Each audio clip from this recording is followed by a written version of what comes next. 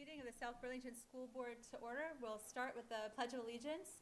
I pledge allegiance to the flag of the United States of America and to the republic for which it stands, one nation, under God, indivisible, with liberty and justice for all.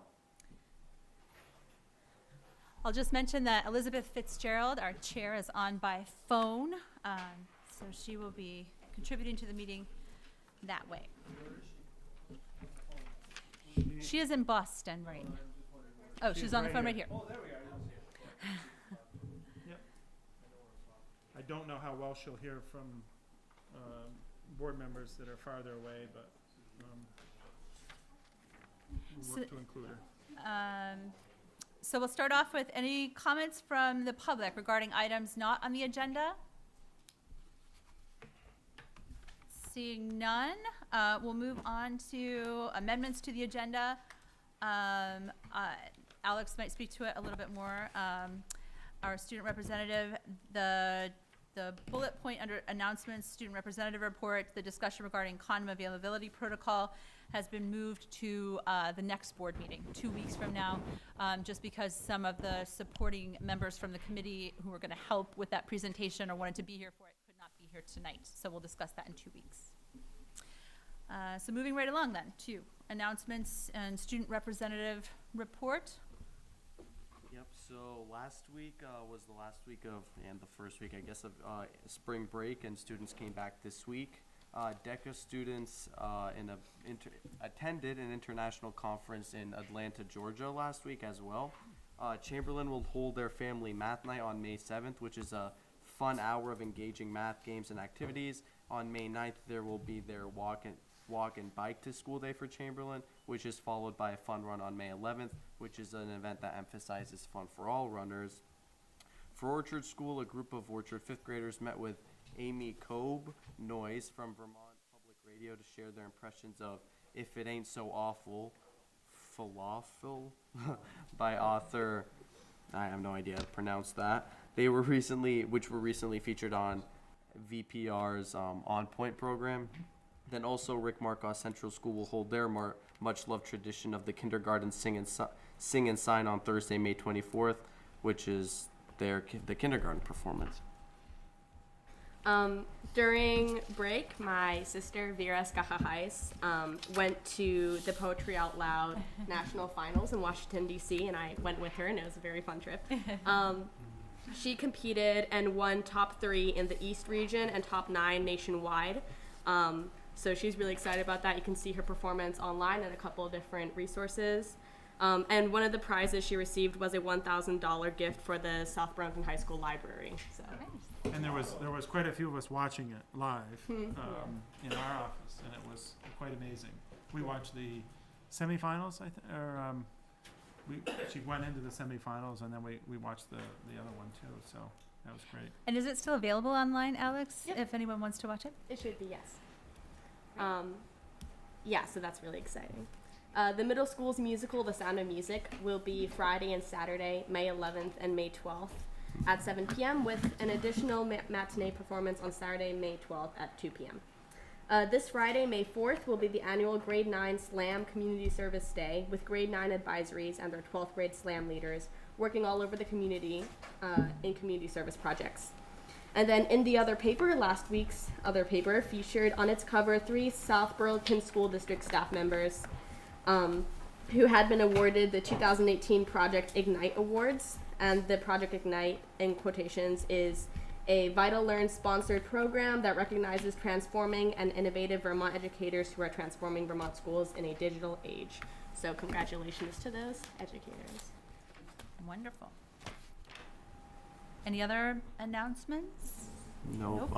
There's a little card here about the middle school play for, I think that's next Friday and Saturday, so that should be really fun to watch. Yeah. Thank you, guys. Great. So moving right along, city and school collaboration. So on the this particular item relates to the city's request for land at the Rick Markos Central School, and we have had several subcommittee meetings to talk about this, and we are currently in the process of working out and looking at coming up with some options that we can document and provide back to the city. So that's where we are currently. So the process continues. That's really all we have for an update at this point. I don't know, Bridget, if you wanted to add anything else to that. Nope, I don't think Good. so, not at this stage. Good. Any questions about that? Yes. They are asking for 0.7 acres at the south end of the Rick Marcotte property, just near the Allard Square building that's going up. And then they're asking for another 0.1 acres to the very eastern edge of the property to sort of smooth out a curve in Garden Street that will be constructed at some point in the future. So a total of 0.8. Any other questions? Can we move on from that one? Okay. So that brings us to superintendent's report. So I've got a couple items here identified. First is the Community Safety Summit.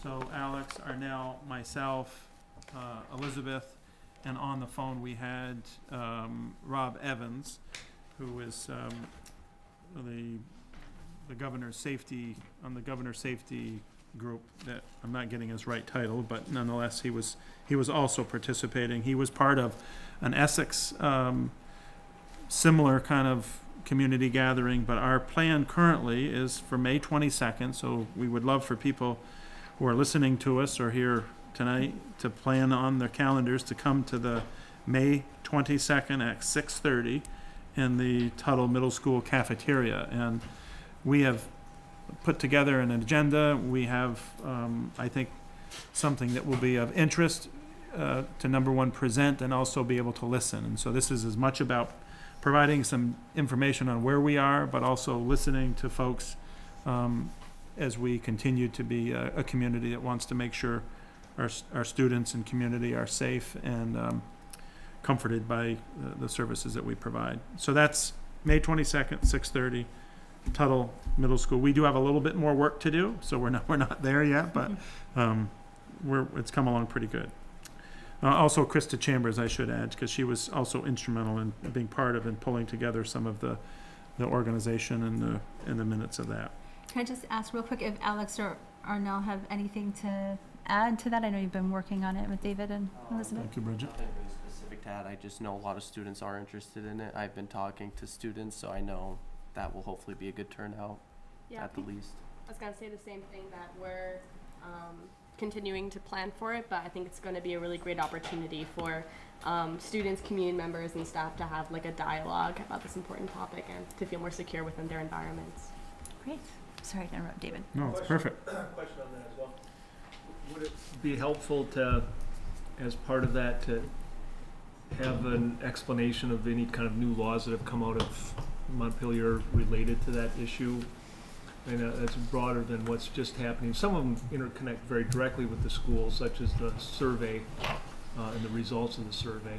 Yeah, through Visbit. Just suggesting ponder that. I'm sure we can find some. So- A legislative- volunteer might present himself. No, I don't, I think, again, we didn't get into the specifics of the agenda just now, but Arnell and Alex have some introduction and some playing a role. We obviously want to provide a little bit of a background of what we're currently doing.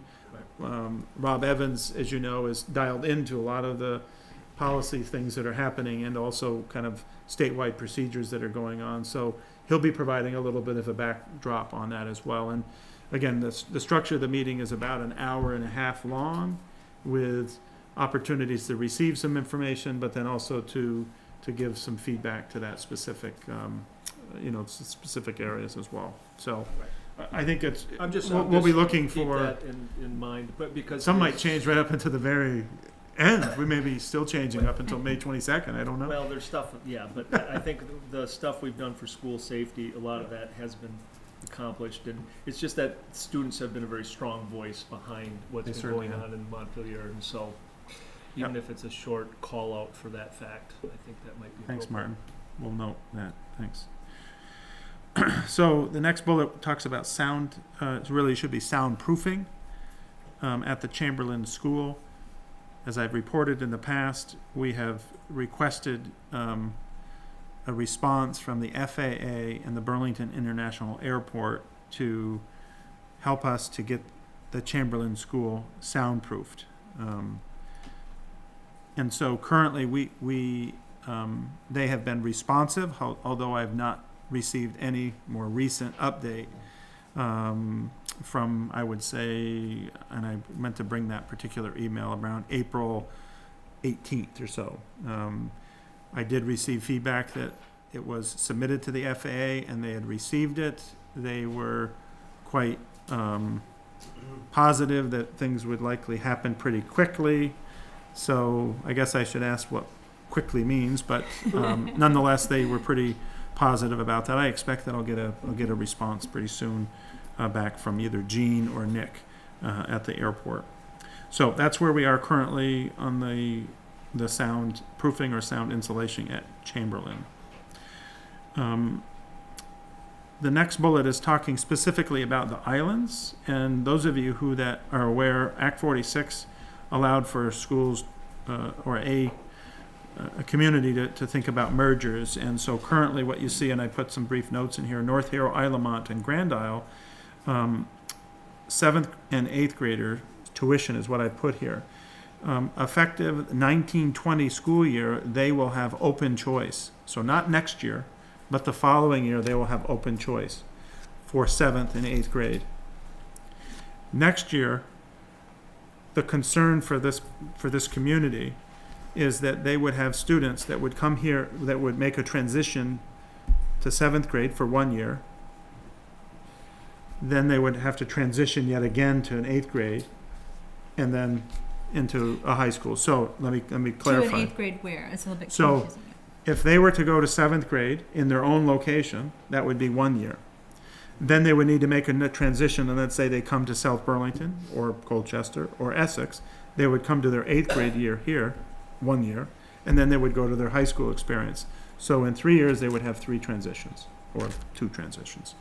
So the request by the islands, particularly the superintendent, is to request whether or not we would have an agreement, a modified tuition agreement between these communities to allow their students, their 7th graders, to come to Tuttle and or Colchester and or Essex, Westford district. So currently, what I'm doing is working with our attorney to come up with a draft agreement that could be then brought before you folks for consideration. We think I think under Act 46 provisions, I think it might be something that should probably be looked at so that it could smooth the transitions in this particular case. I'm surprised that they didn't think about that. But nonetheless, we're going to receive some feedback from our attorneys on how best to approach this particular process. I've been in touch, obviously both Colchester and the Westford Essex School District are also interested in the same thing. We think it's important, when I say we, the 3 superintendents that I'm talking about, think it's important to have the same agreement so that we aren't in a different place around having either upper level school board or whatever make decisions on what's the best deal. We're looking at something that we think would be most appropriate. Now again, that would then go to respective boards, Colchester, Essex Westford, or South Burlington for consideration. So it's currently being worked on, and I expect that I'll have a draft to you for the next meeting. And again, that's Can I just clarify, because I think this was confusing to me when I first heard about this, that the reason they need a revised tuition agreement versus what we normally have for 8th grade students is that this 7th grade tuition would not be in their budgets, their approved budgets. And so therefore, there wouldn't be money following those 7th graders. This would be additional money that they would be having to pay on top of what they've already asked for from their voters for property tax to send 7th graders here. And it might also be helpful to talk about how many students we're talking about total and how they could potentially be. So the total exposure would be about 20 students. That's if all of them came to us. So obviously between 3 schools, that would obviously be less than that, but that would be our full exposure. And as Bridget said, previously, they budgeted for the classroom experience currently. So anything they do in addition would have to be an expense on theirs. And under Act 46, this provision is not yet in place, so therefore their tuition dollars Don't follow those don't kids follow the automatically, students yes. in the traditional sense that we currently have with our high school students, their high school students coming to us. So really, this is about trying to respond to limit transitions for students, and for us to come up with an agreement that we think is, that is consistent across. Now, again, it may not work out, I don't know, but currently we're in the development of that agreement, and as I said, the two other superintendents are also supportive of doing something similar, or in the same type of an agreement. So, is this just for a transitional period, or is this? This would be for 1 year This and is 1 for year just 1 only. year, yeah. That's exactly right, and it would be very clear, although there are some things that we need to be watchful about around, what that implications, might be, as this could be looked upon outwardly, from other people, perhaps. So we want it worded pretty specific. Yeah, that is around just for that. the transition in a very unique circumstance, Yeah. because after that, they can choose and the money will follow. So that's where we're currently at with the North Hero, Islamont, and Grand Isle 7th and 8th grade tuition plan. So I'll be bringing that back. I don't know, anyone else have any other questions before I move on? Yeah, I have a question. Doesn't the South Hero School offer K through 8? They do, South Hero, but that's not part of this particular agreement, and they don't have the capacity to absorb all of the They don't? students. Okay, so they're out of the picture. Okay, Yeah. thank you. And they were not part of the Act 46 merger. Right.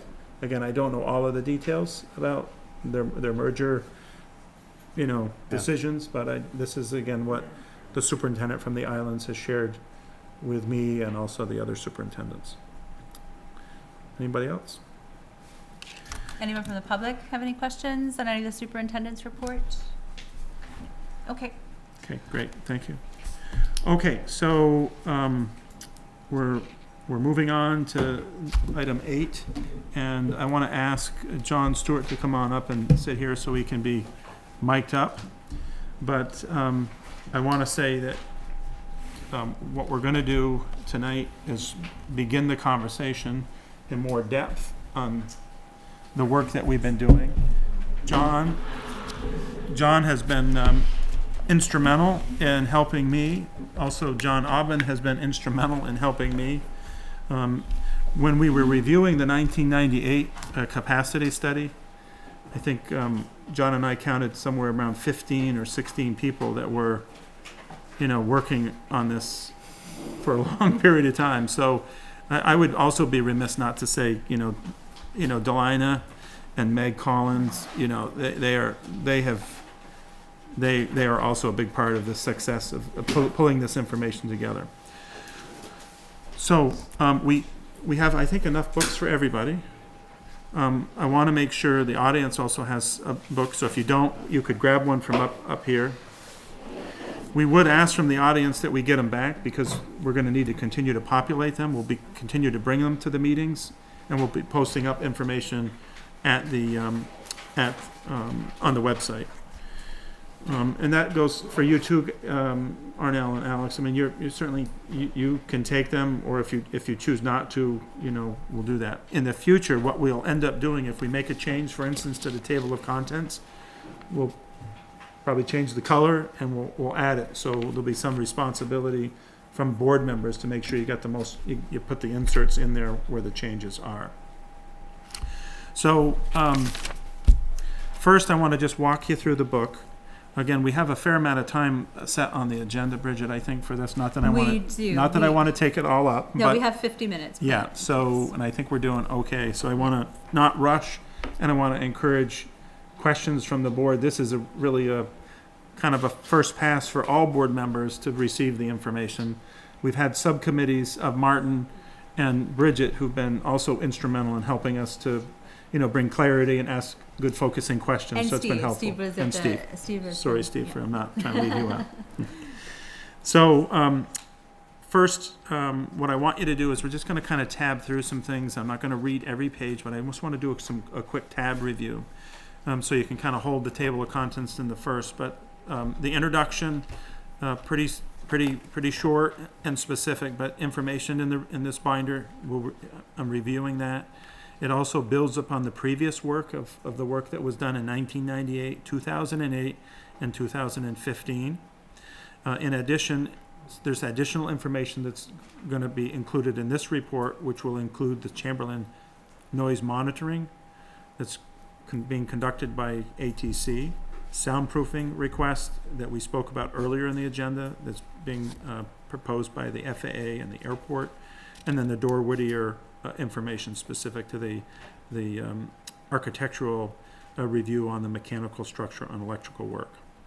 And all of this information in this last paragraph really works to wind in to what we're calling, an analysis of the data, or what we've been calling a threshold analysis to help make some decisions. So that's tab 1. Tab 2, I'm not going to read all of this, but again, this was specific directive from the board to me on things that they wanted to see around this period of time. And so the 4 items you can see noted here, and we're going to cover some of the components tonight.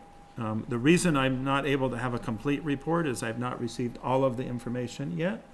And so we'll chunk this into a couple different areas tonight, and then we'll continue hopefully with more information, more conclusive information coming to you for the next meeting. So that's the charge by the board.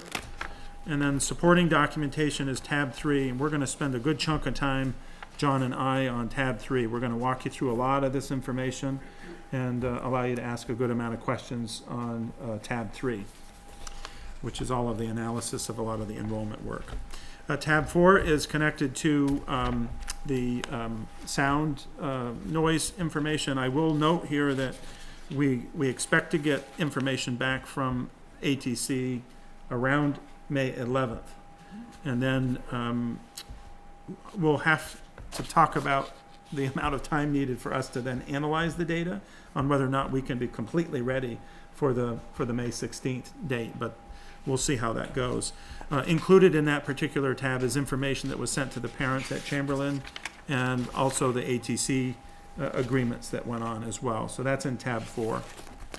Tab 5 is the PowerPoint that was provided to you folks around, to the board and the community on the forecast of enrollment summary. Again, that was our enrollment summary. So that's tab 5. Tab 6 is the Jerry McGibbon complete demographic report that's available also on our website, but again, for referencing. And then tab 7 is the Dore Whittier work, and it's also divided in a couple. This was actually the PowerPoint that was provided to you at the last meeting. I think it was the last meeting. Yes.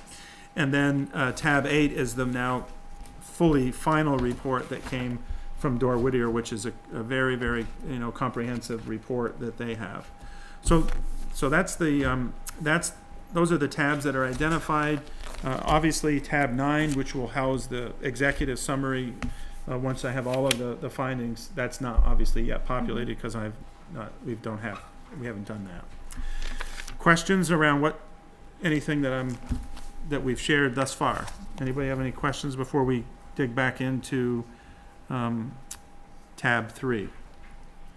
Anyone thoroughly confused by the layout of the book, or no? We good? Okay.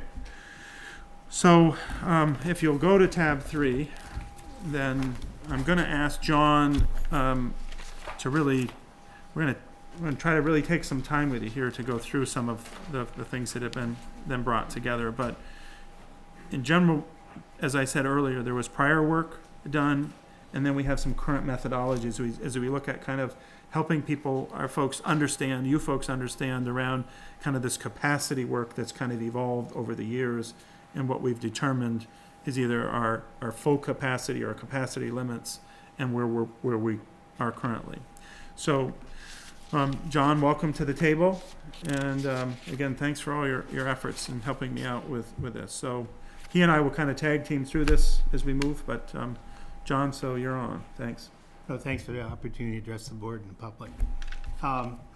When we're looking at capacity and projections and trying to figure out where the problem issues are, we really needed to have a better understanding of capacity.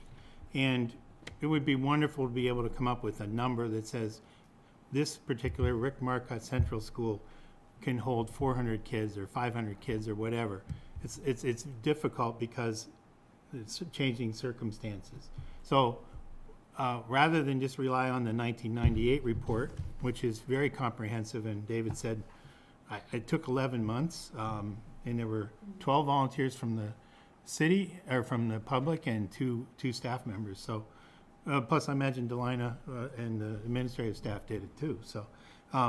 So we had that, and then Frank Locker did some work in 2008, which we're not going to look at too closely, because when I looked at that, the detail behind a lot of the basis for those numbers isn't really, I noticed some discrepancies for square footage and that kind of thing. So we'll focus on the 98 report. But what we wanted to do was update the review the available space that's here now and how space is being utilized. And so what we did was our facility department took an inventory of every room just to make sure we had the right diagram with the same rooms, and also to get the area. So they measured the area back in early March, and there's a mapping here when we get to it of each school. And then I worked with the 3 building principals, interviewing them to see, okay, what do you use these rooms for specifically, and got back to them, here are the numbers. And some of their feedback's related here. Then we looked at, on page 2 there's previous measures of capacity for our elementary schools. And the full capacity shows at 1,675, and a scheduling factor of 85% reduces that, discounts that to 1,424, and then there's a principal's goal of 1,340. So how are those numbers, how do they arrive at those numbers? Well, it's based on number of rooms available and how many kids in the room. So the first full capacity, there are 67 rooms, classrooms between the 3 schools. And if you take 67 times 25, that's where the 1675 comes in. So basically it said 25 kids in a classroom. Yeah. The scheduling factor just discounted that by 15%, so that came out to 21.2 kids in a classroom. And then the input from the principals was, boy, those are pretty high. Our goal is to have 20 kids in a classroom, so that's where the third number comes in, 1,340 students. So we also have identified 67 design classrooms.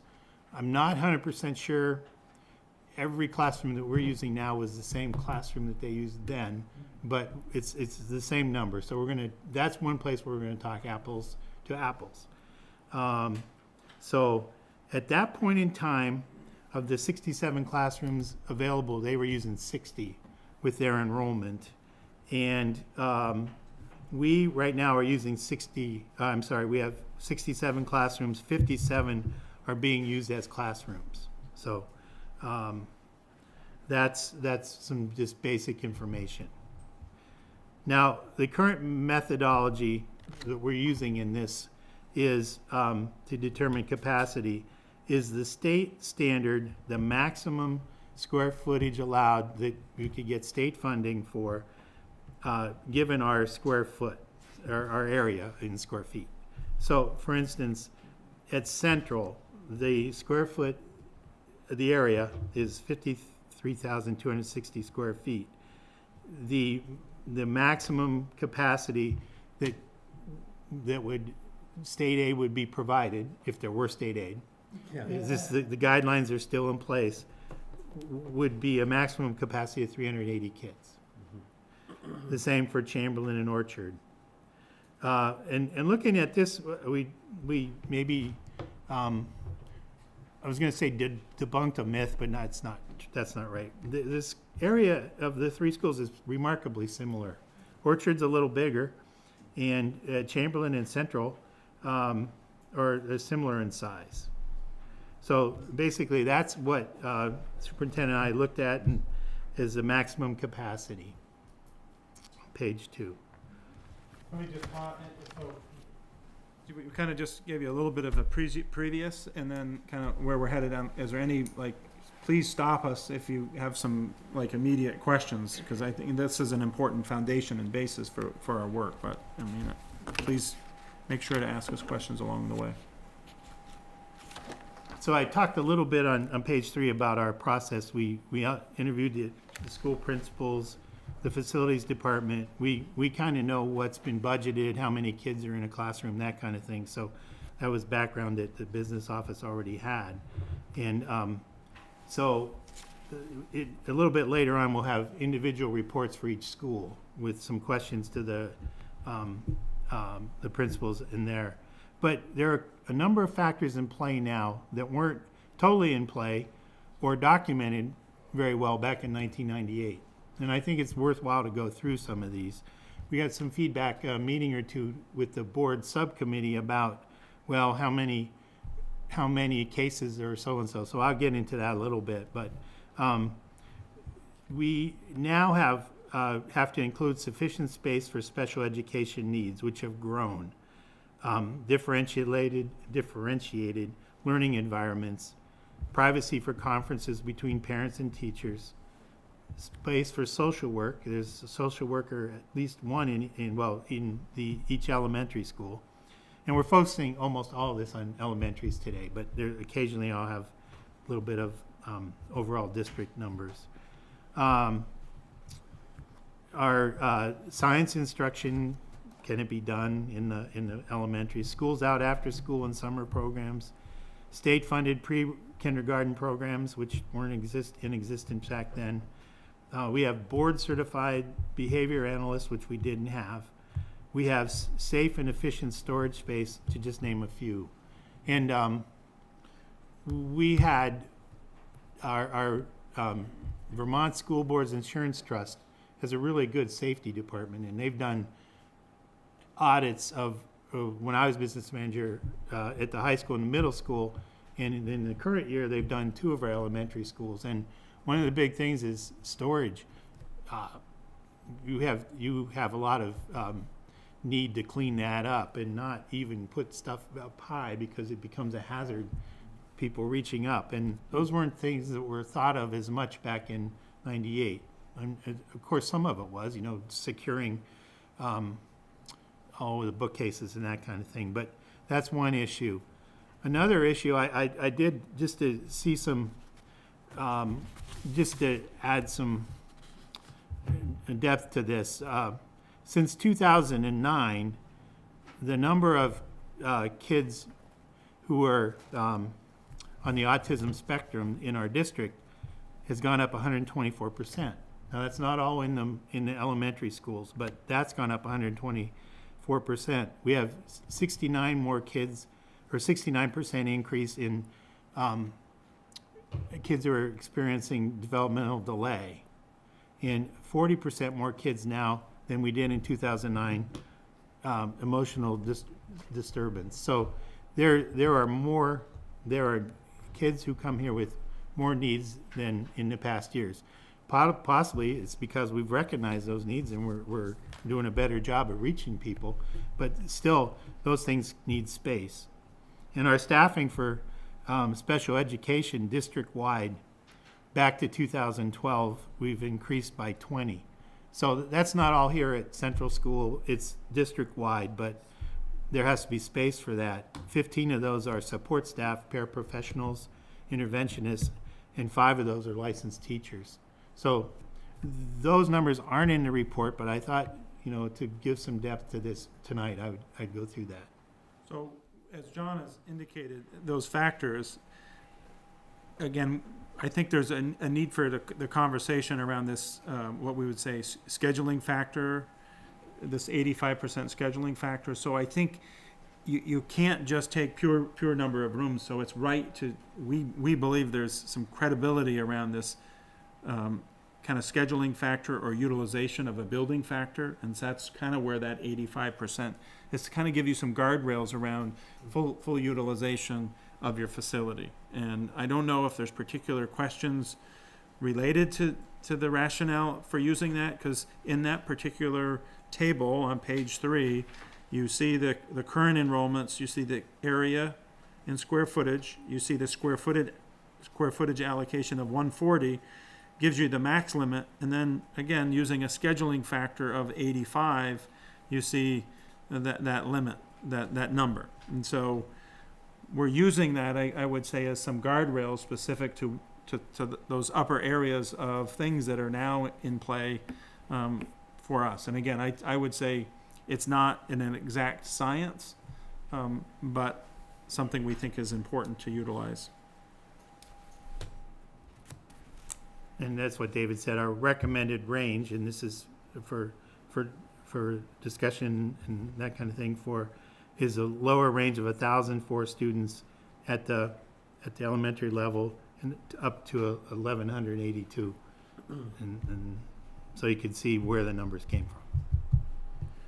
And obviously, and sorry, John, and obviously, where you, from the chart, you see where we are at 985. So again, I think important to the public, we're not over that, right? But we're not that far away from it either. So I think it gives good credence to the board around the rationale for what we're doing, to evaluate, our current conditions.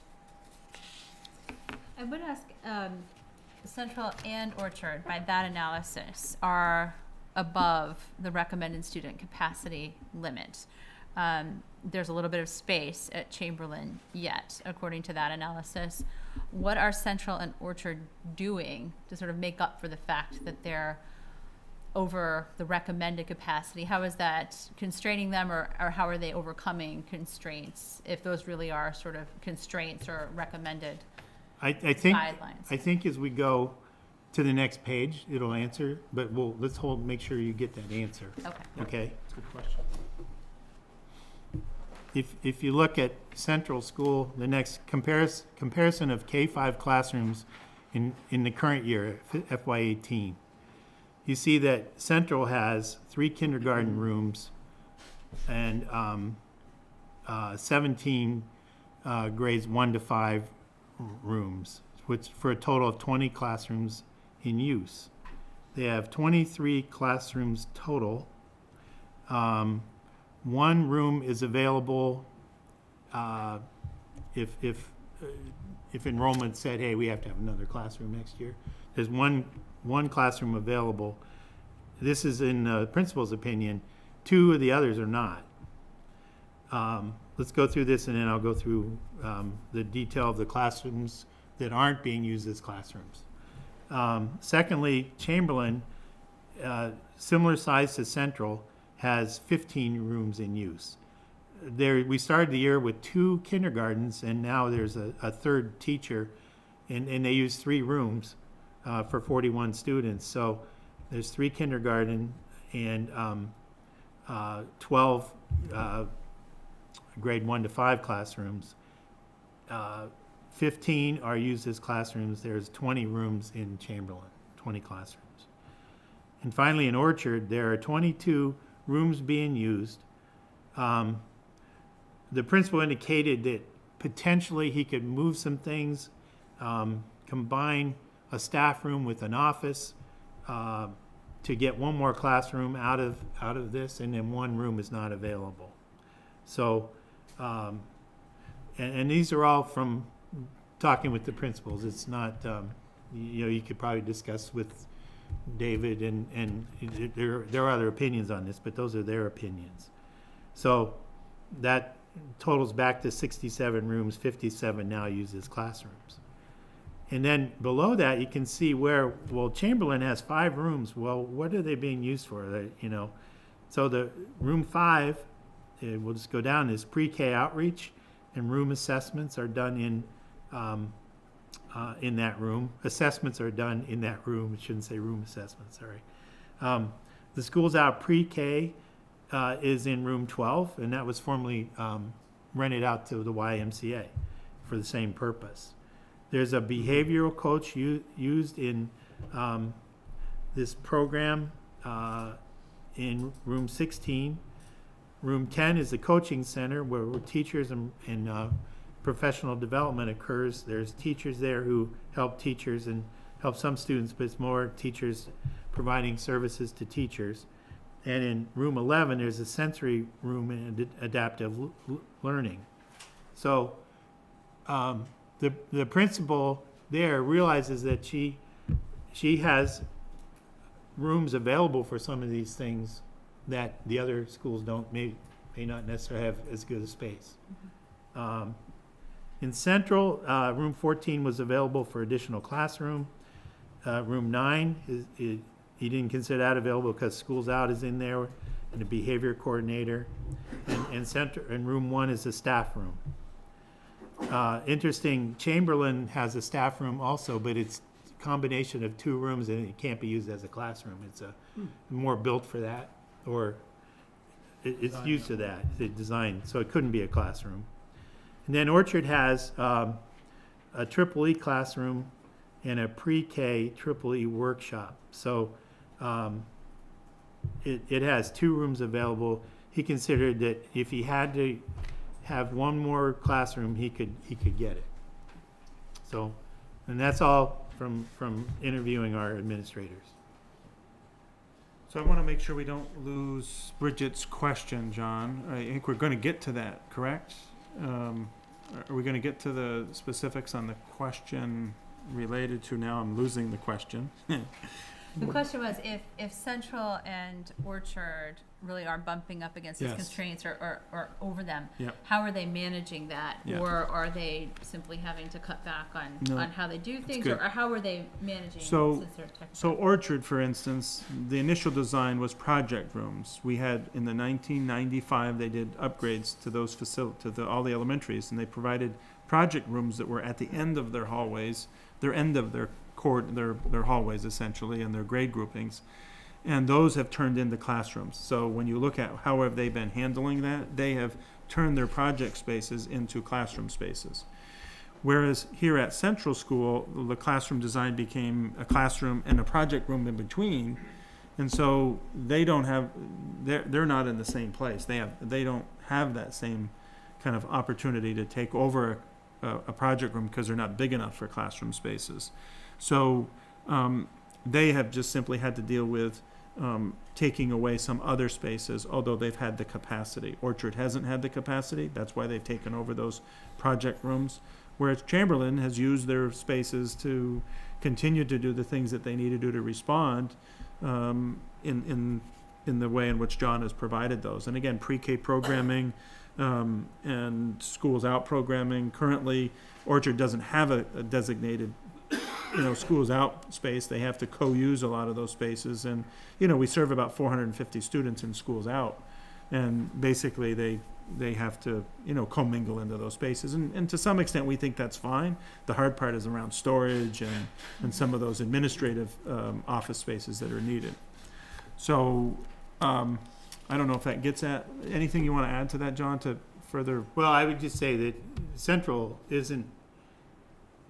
it's not in a critical point because we're recommending a range of capacity here, and Yeah. I think there are 12 students over what we would say the recommended. So, Right. right. So I guess my question is, if we did need spaces, for example, at Chamberlain or at Central, what would happen to those activities? I mean, where would they go? I mean, there are things happening in all the rooms. It's not like we have rooms just sitting around Yeah. empty. What would we do with those? There'd have to be some real consideration Yes. about the pre-K outreach at Chamberlain. Yeah, and the Hive, Those things. right, some of the places where, behaviors are helped to get better into check, again, those would go away, but doesn't mean the behavior goes away. So you need to find some other place, and then that other place could be a little bit more disruptive to other students. And so I think a lot of you are aware of that. And again, other spaces that are available, whether it's a staff room, if the staff room is big enough, we would have to take that away, and that's in part where, we've had those conversations, like with Mark at Orchard is a space. So part of that is just, you begin on these kind of bookends of these enrollments, you start to see what starts to happen on attrition or programs that need to go away, and it starts to really load on that particular school. Sorry, John, keep on moving. There's some other notes on 5. We'll skip to some. In number 2.2 on page 5, smaller room sizes for both kindergarten and grades 1 to 5 are at Central. And there's a table in the back in each school that shows the size. Orchard has the largest room sizes but limited project space. And 2 large project rooms are now being used as classrooms, increasing the average classroom size. So you see that little table down here under 5. The Central and Chamberlain both have schoolrooms, classrooms that have a project space between them or off to the side where they can both access. So that's a different design than Orchard. Orchard was, okay, we'll do big projects down here, but those rooms aren't available anymore. There's one room it's shared by kindergarten and first grade, and there's a number of kindergarten rooms, I think 4. The principal, Mark, said he sometimes uses that for school-wide functions when he can. So it's not really used for projects very much. Let's see.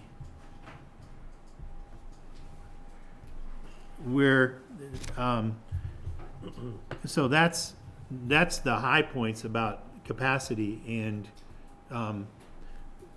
now we'll dig into a little bit deeper after we look at enrollment briefly. Everybody doing okay? A little overwhelmed, a little slow? How are we doing, okay?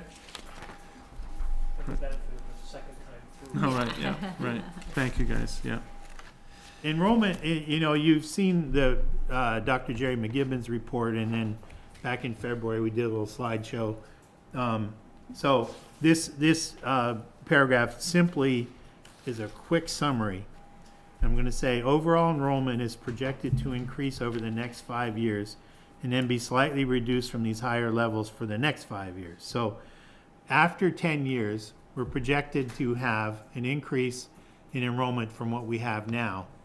In the first 5 years of that decade, we're going to have a significant increase in enrollment in both Chamberlain and Orchard.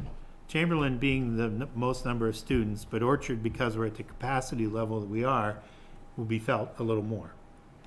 And then Marcotte School is, in the next decades, projected to be reduced by 25 students. I know that I watched some of the excerpts of the board meetings, and there's been discussion about how accurate these enrollment projections are, and can we put our faith in them completely? No, you can't, but statistical methods have been used, and this is our best estimate based on our consultants who have done this for many years, and I think with some success. So on this one, as John's pointed out, again, we're on page 6, and the chart indicates in the different colors, obviously, as you look at Orchard, the top, right around 2023, I've kind of put a tick mark on the top of 2023. And if you put a tick mark on top of 2022 for Central, and then a marker on Chamberlain around the 2023 as well, is kind of when, as John said, is kind of our high points. Although Central School is certainly the one that has, kind of from the current state, and if we look at 18-19, it's pretty flat. We had a previous year of 17 that shot it down. But in general, in 2022 and 2023 is kind of when we see, us being at our projected high-end number. So that's I think, a takeaway from the previous paragraph, that John highlighted from the McGibbon work. And again, I think it's interesting to also look at the numbers correlated to the graph as well. The maximum and the minimums are 1182 and minimum 1,004. So if you take the total for all schools, we never approach the maximum. We never even get within 120 students of the maximum if you combine the three schools. We are above the minimum from 2020 to 2026, and then we fall back below that. So it's a temporary, although 6-7 year, it's forecast to be a temporary increase over the minimum limit. Well, we have policy guidelines, or it's in policy that we, can't have certain class sizes bigger than, but if we get to these maximum capacities, we're going to be well over those minimums. You could be, Alex. The problem with is that depending on the disbursement of the student population, Yeah. right? I mean, likely when you get up to that upper number, you're gonna start to have issues around exceeding, Oh, again, yeah. our policy is specific to the entire population. It doesn't, although we interpret it, I think the board and myself, we interpret that to say it's kind of a policy that we see district-wide, globally by grade, but we really do look at it by school currently, Right. by grade. Right, but, if we're having to add, we had to add a teacher once in Orchard School, and if you add just a few more kids, Yeah. you're gonna have to do that a bunch of times. No question. No, No question, demonstrating the volatility Yeah. currently of where we're at, yep. Okay, The next page shows both a history of costs at the schools, which you've seen before, and then projection with this new demographic forecast. What happens if the trends continue, if the enrollment forecast is near to be accurate, that Central will be a more expensive school than Chamberlain over the course of time, starting into 2023. But that's 5 years out, so,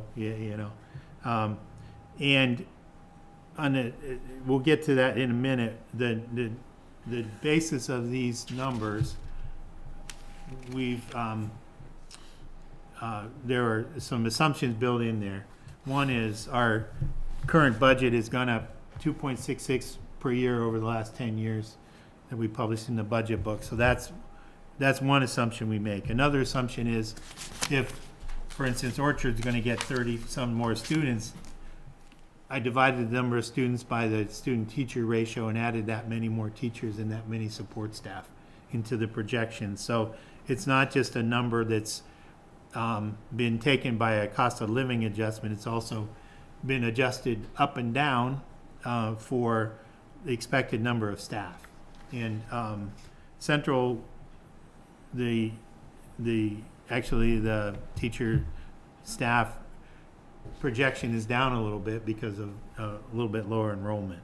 so go ahead, Martin. Question about that. So is it possible, and maybe it's too difficult, to build in for the assumptions, looking at the demographics of the teachers working at a particular school, if there's a number who are our highest paid teachers who might be nearing retirement, if there's any expectation, Around you know, taking that or cohort at into- least understanding that it may not be just the student staff ratio, it might be having a school that has people Higher. at the highest pay grade because they're our most experienced teachers. I don't know if it's Look at worth, where I don't know if that's worth doing that, but I mean, it We may have this- not be, but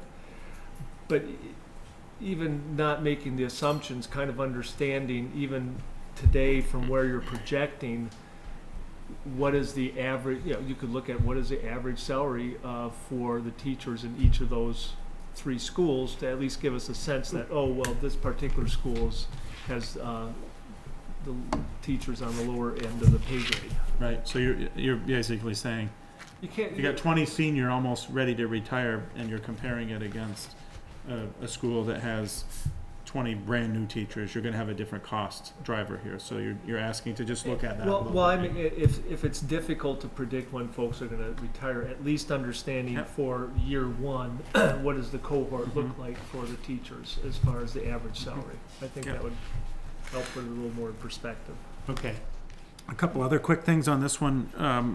We just want you to make note on, on the graph, not the graph, on the chart. It has district average. We'll change that so it's actually elementary average, right? It's the 3 elementary schools.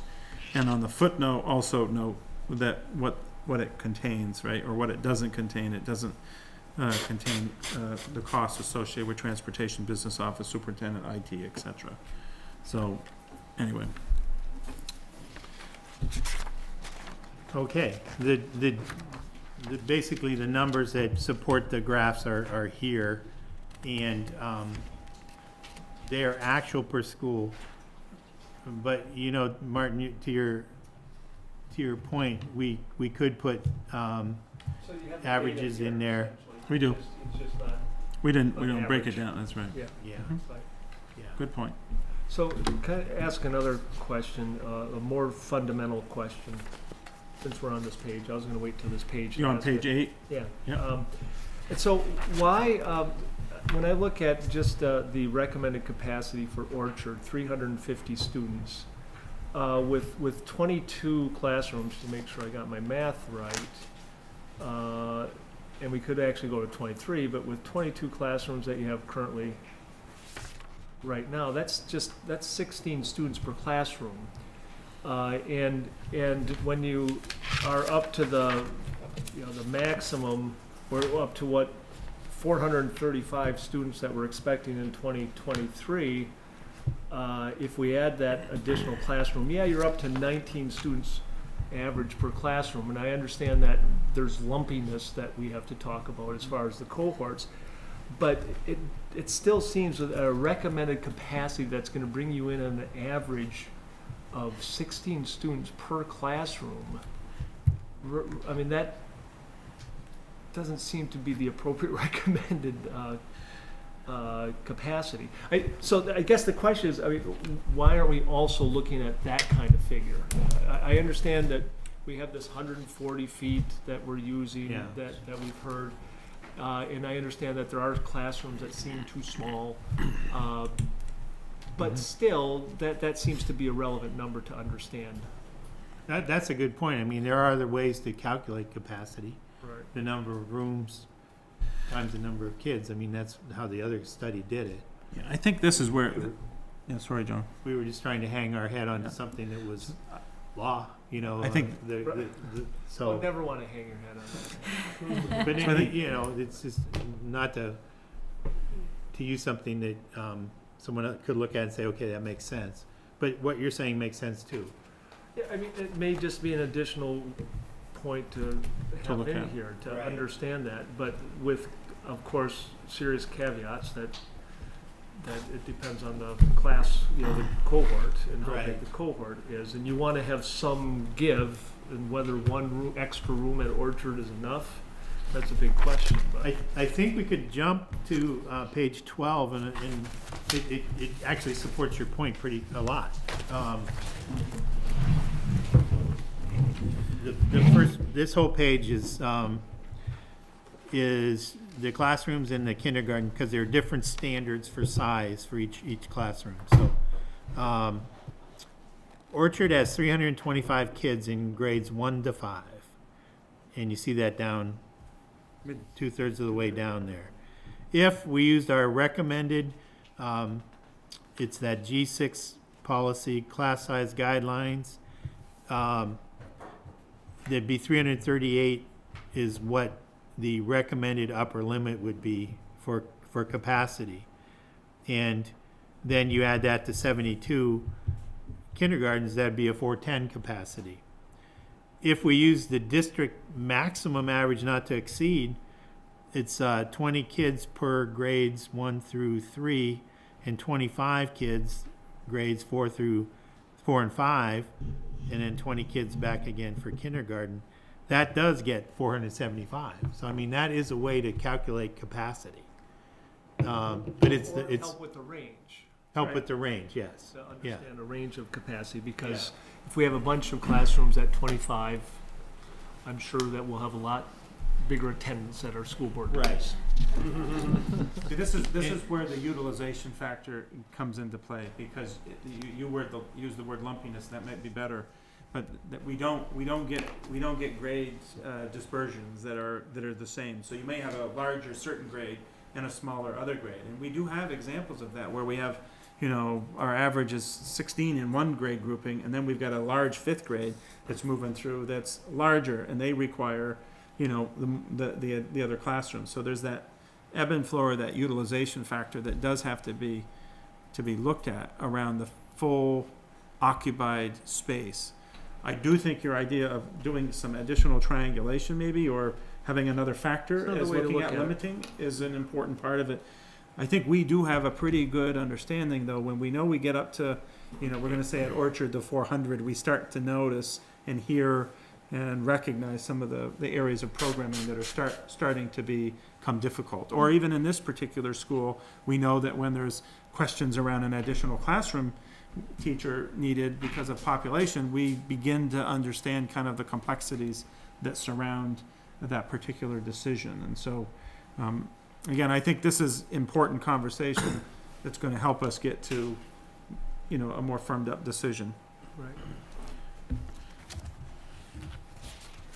So, John, I didn't want you to go over, because we're not necessarily going to go over every single school the same way, but Okay. can you just quickly, because page 9 actually populates information from page 8, right?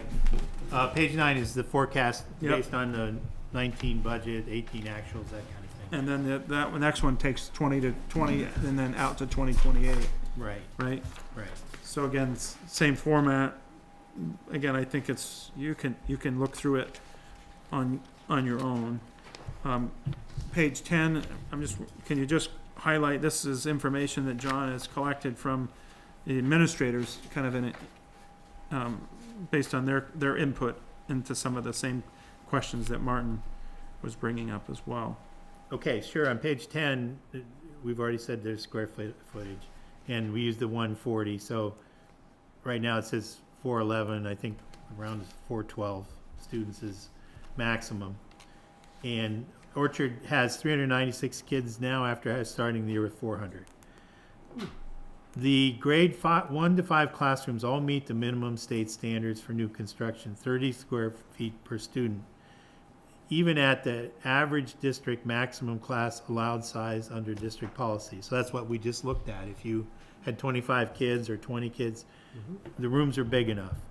However, there's no adjoining project space, so this must be done in the classroom itself. So they have bigger rooms, and that's what I know people compare, but there's no separate rooms for projects and one-on-ones and everything else that goes on there. The kindergarten classrooms barely meet the minimum of 50 square feet with 18 kids, and they're above the standards for 19 or 20. The gym, and I didn't mark down the library, music, and art. They all meet standards. I could do that, but we'll just focus on the gym. And project space is an issue we've already talked about. So Mark answered this: how many additional K-5 classrooms could you add, if any? And he goes through a scenario where he would move a project room, will go back from being a classroom to a multi-use room, and move the staff lounge into this multi-use room. I said lounge, I mean room. It's not a lounge. So that's where he would get his one classroom. He wasn't real wordy about having sufficient space for all these others, but most of the answers were no. In his opinion, did he have sufficient space for art, kindergarten, and library? Yes. Their cafeteria also meets the need standards for space for kindergarten or for cafeterias. Storage space in all the schools is just not available. And when I was talking with Stuart the other day, he just reminded me about the change in technology from 1998 to now. And I know our IT engineers who have to work in the closets, their network closets, they're using little rooms that are really pretty small, and sometimes they used to be custodial. Yeah, you know, the water's in there too, so they have to figure out, you know, it's just, they find rooms. You make do because you have to, but that's the storage. It's also an interesting trade-off though, because we used to have computer rooms, right, in some of the schools, and now we've gone to laptops, but those laptops have to be stored somewhere. So I've noticed, for example, in this school, there's a giant laptop cabinet in the project space that kind of takes up project space and Yeah. room for breakouts and that kind of thing. You're And not, I you're- think that your point was that the kids have to have more space to, just to do what they do. yeah. Yeah. You're not wrong, Bridget, though, when we look at like technology, this district made a decision to go to laptops. And so when we did, we used to, at the middle school and the high school, we had many rooms that were dedicated for computer rooms, you know, a variety of them. And as a result of the laptops, those rooms were able to be repurposed. So there was a slight bump. Now, we didn't have a ton of those rooms, but there was some recapturing of those spaces. Although mostly in our elementary schools, we had one room dedicated to that.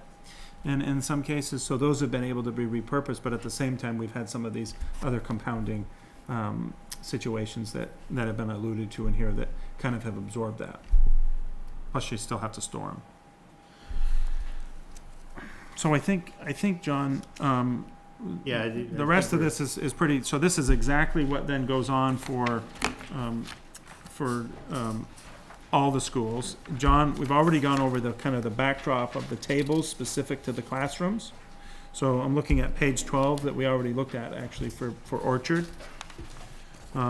Page 12 and 13 kind of give the summation of the rooms and the square footage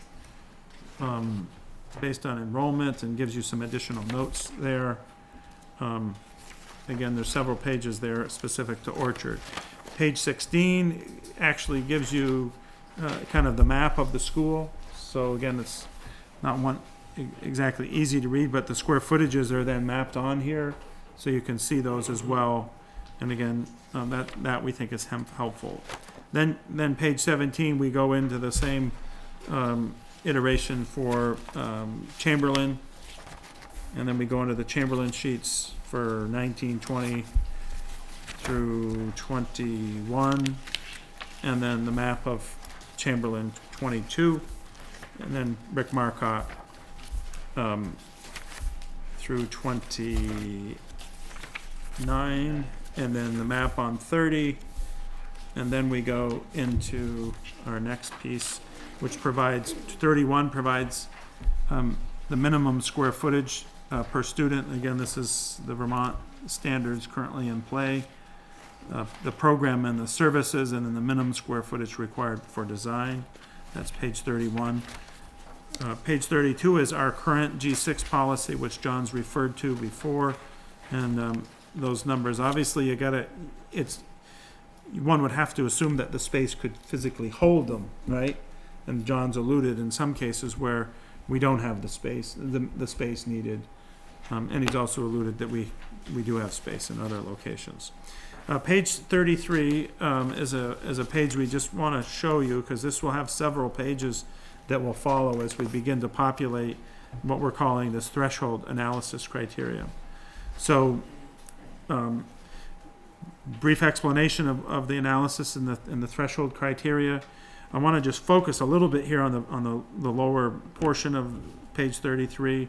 And what we've chosen to do, again, John Oven and John Stewart and the administrators and I, on what would be the most effective way to kind of give some quantitative data. In addition, both Martin and Bridget have been helpful to help us with also low, medium, and high. So the condition codes that we have in here, which we're going to begin to populate into these different areas, obviously 0 is there's low level of concern evident. The next one is that there's potential or medium level of concern, and then high level of elements of concern are evident. And those categories go right back to the same categories that we talked about before: enrollment, staffing level and allocation, measurement of student achievement, audit of student opportunities, cost per pupil trends of, or concerns, conditions of the physical facilities, buildings and grounds, that is, school-specific factors and neighborhood concerns, and then safety and security. Those are kind of the big buckets that we're currently going to evaluate and use the threshold criteria to do that. And we will be populating each one of those for each of those schools to arrive at what we think is, going to be helpful information to help you, the board, make some next step decisions. So, anything else to add, John, that we've left out? Again, I think this is a lot of information. We really hit more heavily on Orchard. We didn't do as much on Rick Marcotte and Chamberlain. And we can circle back around that, but I think maybe at this present time, where are we? What questions does the board have? Martin's already, I think, provided some good insight to us, but we want this to be a process, again, that's going to provide good outcome information for you. Alex, you got a question? No. So, this may be somewhat of a tangent or a non sequitur. Let it go. So- Let's hear it. So, and maybe this is in here already and I just haven't paid close enough attention, but as far as for the increased enrollment that we're talking about, that we see forecast, does the demographics forecast, does it tell us where in South Burlington that growth is expected to come from? And so if there's a new development like the O'Brien development, does it work into there that we expect to see 20 students from that new development or whatever new developments have? It does include that kind of stuff? We made sure when we talked with Jerry McGibbon about this, that he went into the city and got the building permits, and he included projects that were approved. But so do we, But he in- lumped them all together, though, right? right, but do we My know? understanding of reading it previously, unless I missed something, was he said these are how many new units we expect each year, and that should net X number of kids in each year. But there wasn't sort of, I don't think, maybe I'm wrong, and maybe I didn't read deeply enough, but I didn't think there was an O'Brien Well, farm will give us this many and Not this by, new. not by project. Not by project. Well, see, I would be by, I think by Or by quadrant or physical something, yeah. just so we know what our options are as we're going down the road, that rather than we have to, put some, what do you call the extra buildings outside, the temporary, thank you, mobile units, thank you. Rather than putting mobile units out, we have this we know this particular development, and we did this with Cider Mill, I know a number of years ago, from what I recall, because Central School and Chamberlain, Central School would have been the natural place for the Cider Mill kids to go, but we were bursting at the seams here, so they were sent to Orchard. So I just think that data looking forward with the demographics is going to be important for any kind of decision making we're making on master plannings. Because if one of the, none of these are easy solutions, but if a solution is that we're going to designate certain developments that under current mapping would be going to Orchard, but if we just say, no, we're sending those to Central School, and if it makes sense bus-wise and all those kind of things, we should have that on our radar screen, I guess. And Bridget and I went through this last fall, so I'll go back through his report and Yeah, See, it's been a while but since I've read because anything he's got, There yeah. are, and I'm not gonna go through all of it, I mean, and I think there becomes a point of no return on the accuracy probably of, how many, if this development yields, 8 houses, what it will essentially bring, and we've he statistically averaged that. I know on page 3 of the McGibbon report, he goes into assumptions, and I think as John said, we can go through this and highlight a little bit more. But in some of the Chittenden, he goes into some of the more specific factors for the South Burlington school or the South Burlington area. He gets into areas where, like F, planned and platted and approved housing units are in there. Again, I think we could probably separate those out in his report around where those specifically, he recognized those specific developments that were before the city, as far as planned development units. So again, I know there's a scattering of components like that in pages 3, 4, and a tad in 5 as well, page 5. So we can call that out. Part of that, when you get to his spread of the student population, when you get into the graphing, for instance, you know, on page 17, he's talking specifically about Orchard, and obviously some of that uptick is associated with currently how we have district for like the O'Brien properties, right? So again, I don't have that specific number breakdown for you on those housing developments, In Chamberlain, right? or whatever page I was on. Yeah. 16. 16, yeah. Yeah. So Yeah, that 16 being was taken you. into account. That's right. Okay. And so, I mean, the way they back into that, and we need to we'll go back into the report again, but what we know is that a housing unit, the yield on the population change for a elementary age student is obviously factored into that based on kind of what we see happening. And so, I think that same methodology he's applied to each of those building units, you know, or Right, and whatever. I guess the question would be, if Orchard I'm primarily looking at, if Orchard, the projection of having an extra 30, when we get to 435 in 2022, is that because there's a projection from some housing unit, one unit, What's the driver? that we can say, well, no, we're gonna send that to Central? That just is, it's like redistricting light, where you don't have to upset Yeah. where kids are going. I just think And that we if did we that, had that and kind of we've data, done yeah. that today. We've done that with some of the more recent housing developments when Right, we right. did, and we said this, we redrew the map. Can't exactly remember, it was before me, slightly before me, we redrew the map. Well, Cider Mill was And the one I that, was and that thinking, was right. targeted specifically to the school that had what they believed at the time to have the most. But we're now enrollment. projecting ahead 5 years and, Yep. and if We can that's, yeah, so, enough said on that. Yep. Thank you, Martin.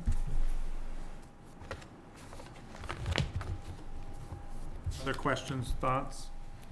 Feedback is a little bit overwhelming, I suppose, but we're- You've gotten a lot of feedback from me. One other thing, I think that this is great work.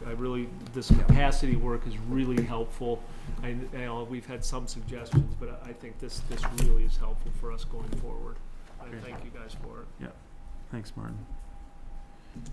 And I guess two very top level takeaways are, number one, if we can maintain Chamberlain, we should be fine from a capacity standpoint. And if we lose Chamberlain, we cannot handle the students within the footprints of the existing Marcotte and Orchard schools. That's right. Is that even if we move the 5th grade to middle school? That's That's maybe, a or question we're you'd have to looking think at. about that. Oh, you're already into the problem solving, that's good. No, I'm just saying, I think those Trying are to two think of top takeaways. of that chapter of thinking that, ahead to what we whatever, need to tab do 9 that. for me. Yeah, it's good. Thanks for the conversation and the questions. I guess in the feedback. question, the last question I would have would just be in terms of timing of the completed threshold analysis. It was supposed to be kind of around, and we have an estimate of when we'll see the final threshold analysis and have another discussion about it. I mean, part of this is, our next meeting is May 16th. What I've told you is that ATC is said to us that they'll expect to give us the report on the 11th, which I think is like Friday, isn't it? It's a week from Friday, yeah. Right. So, I need to be sensitive to, being able to understand the data, ask the questions about the data, interpret the data, and then factor it into the analysis and all of the components. Currently, we think this is an important component, and we'll be back to you with another update and a deep, continuing our dive into the work on the 16th. And at least have some information to you at that point. But I don't know whether or not I'm gonna need probably some more time to be able to deliver the full recommendation, probably into the first June meeting, or again, depending on questions and feedback, by the second June meeting. I don't know. Okay. But I'm not trying to delay it, but I don't have the information, and again, I think the methodology currently and what we populated, I think is helping us to move in that more defined direction. Great. Yes, I was just gonna say, can we move Elizabeth back Yep, over here? sure. Elizabeth, you still with us? Probably move I you. am. Thanks for moving me back. Excellent. No problem. Okay. No problem. Any questions from you, Elizabeth? No, I've been following the conversation. It was tough to hear Martin, but I think I got the gist of feedback. Thank you. Okay. Okay, moving along. Number 9 is we have a few policy review items to take care of tonight.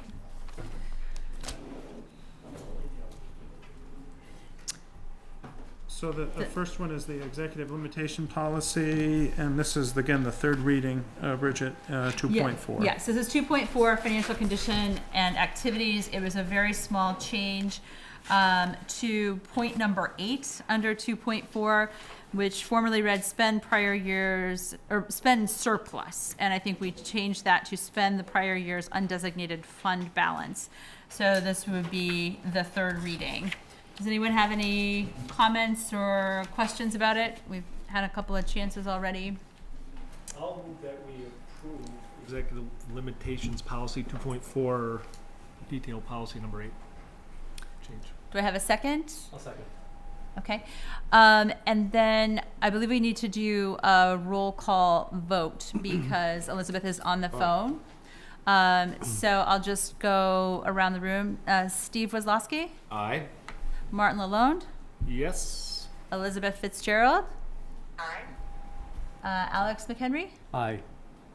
The motion passes. Perfect. Thank you. Thank you.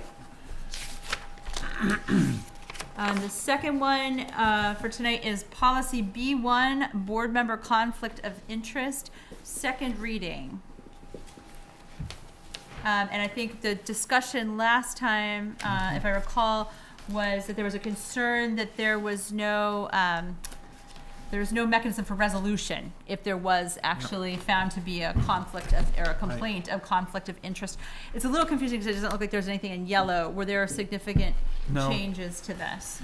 No, but that was a question that came up, and we're in the process. We have reached out to the SBA, and they're working on it, I think, or researching it, and they don't yet have an update for us. So Okay. I think this is specific to a resolution, or resolution to the policy. So we'll wait for that to come back. So I guess my question on that is then, would the next time still be a second reading, or would that be a third reading and ready for action once we've updated it? I'm just confused on Well, how I think you probably would protocol works. carry it as a second. We haven't, Okay. part of the reason for delaying was because of you wanted that particular feedback. I don't have that particular feedback. I would not feel right that you move it to third Okay, so we would keep it as okay, a second reading, would be my recommendation, Bridget. okay. And then I believe we're in the same situation on policy B2, is that correct? Board member code of conduct? Or were we? I don't think you were on that for the code of conduct, or were you? A remedy? Were you, Martin? I can't recall. I know we were. We asked for both. I think we asked for both. Yes, we asked for both, I think so the minutes that's said same we thing. asked for both, okay. Yeah. So that will still be second reading Mhm. next time around? That's right. This next one, at your places, guidelines on social media communications. This one is, down to me getting to Delina just today, some proposed revisions to this one. It was really small changes to that first paragraph. I just wanted to make sure that I was correct and that, we're talking about the board members' code of conduct. We had policy 4.5 in here, but I believe we're calling it policy B2 at this stage. Is that the same one that we're talking about? So I changed that reference. And then just wrote a brief paragraph that really referenced the Facebook page that we're using. I don't know what everyone's pleasure is, whether you'd like more time to review this and perhaps talk about it as well next time after everyone's reviewed this paragraph, or whether the changes are small enough that we're comfortable revising it tonight. This isn't really a policy we have to vote on. It's not a policy, it's just that we were proposing revising it, and I didn't know if we wanted to go ahead and make any revisions tonight and then move it off the agenda, because it's been on the agenda for a couple of weeks or a couple of meetings, or whether we want to see it one more time, just to make sure that it's up to date and reflects what we're actually doing with regard to social media. I think this looks fine. Yeah, I agree. I think it's fine. Okay. Elizabeth, any thoughts? I was comfortable with the changes, Bridget, but I think because it came out fairly last minute, I would give the rest of the board an opportunity to review it. Okay. So we'll bring it back one more time next meeting, and hopefully a very quick discussion on that.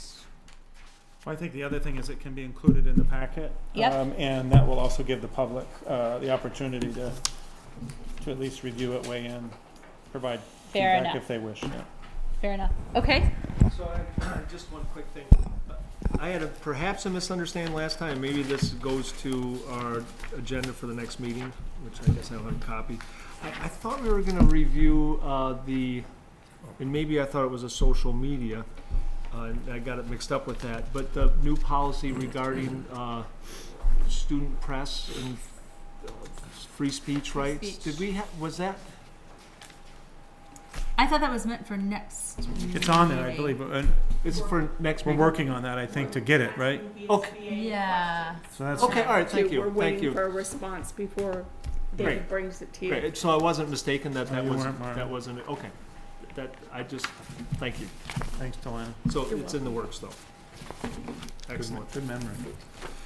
Shocking. Not that we were going to forget about it. Okay, so I think we're on to agenda item 10, executive limitations policy monitoring, and this is one for action. This is with regards to ends monitoring policy, and the subsection on academic proficiency. We've talked about this a few times, and then there's some additional information in our packet. And I don't know, are you going to speak to this, or No, Stuart? I'm going to ask Stuart to speak to Okay. it. But again, so what it is in your packet. I don't know if everybody has it. This was some additional information that was provided. So let me let Stuart kind of walk you through and answer any questions that you might have specific to. I mean, basically, it's because it came out so many different times, Right. and I guess in the last rendition you had only every other page. It didn't print the odd pages out. So Martin had asked the question of whether there was a specific superintendent's interpretation to academic policy, ends monitoring of academic proficiency. And so what I did is, and then what was the remedy? Because we had said we weren't in compliance, which had been reported to the board before. So that's what you had. I didn't want to print out the whole thing again, but so the first part is the superintendent's interpretation directly related to academic proficiency.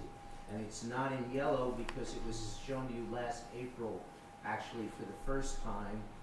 And at that time, there was no comment. But of course, when we did it this time as well, there was some changes to the overall policy at the last meeting.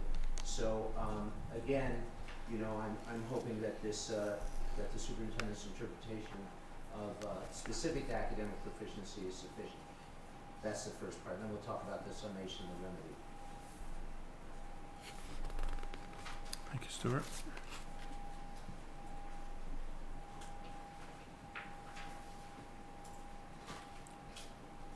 Does anyone have any questions or thoughts on the superintendent's interpretation?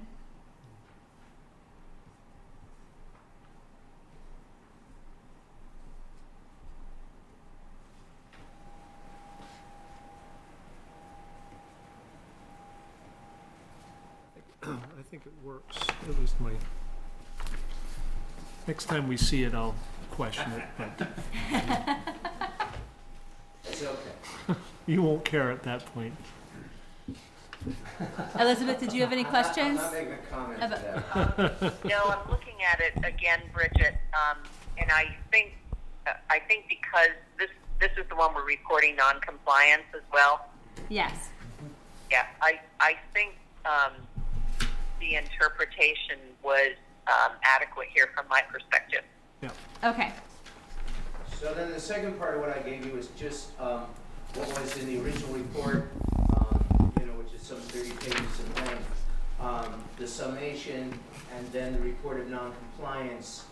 And obviously, again, the yellow is anything that was new since last April when you last saw this policy in its totality, and the steps that we are taking, during this year. That's the yellow added, to bring it into compliance for next year. So the question would be whether the remedy or what we consider to do to bring it into compliance meets the board's expectations. So is compliance having all checks here? I don't think so. Well, okay. So isn't that, well, not all,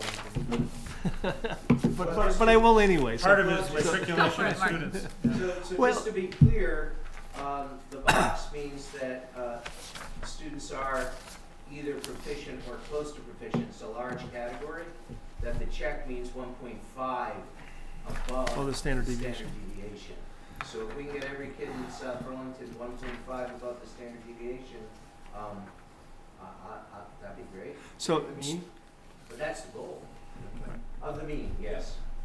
so remind me, just remind me, The not, state's mean, Right. Yes. Okay. Good. Thank you. not our mean. That's impossible. So. Yeah. so just remind me, the square, In the norm? that's within the norm, can you just explain what that is again? Because I don't have the whole packet with me. Sure. That's all right. So basically, there's a scaled score for every grade level. Yeah. So from grade 3 through actually 9 now. When this work was done, it was still through grade 11. But for every grade level, there's a set score that means proficiency. And using that score, they then do a mean of the kids, and basically they say that any kid who has a check is 1.5 above the bell curve of the standard deviation, and these are for those individual subtests. So this is not how they score the whole piece. So you can see that, I don't know that we have a kid there. Yes, so for example, the kid on the bottom, whoever that might have been, is a level 3. That means that on the whole test they were proficient, but if you look at their listening achievement category, they're actually 1.5 below the standard deviation. So we want to be looking at those subtests of kids, because in the old days we just say, oh, the kid's proficient, so we're doing well.